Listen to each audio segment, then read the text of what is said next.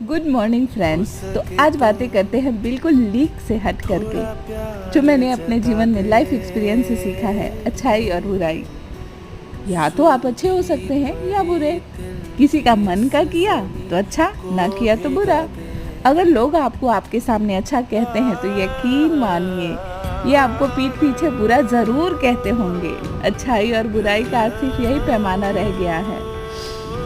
लेकिन सवाल ये है कि अगर कोई इंसान बुरा है तो वो अच्छा कैसे हो सकता है, और अगर अच्छा है तो बुरा भी नहीं कहना चाहिए। अपने अपने स्वार्थ से अलग होकर इसका पैमाना हो तो बेहतर होता।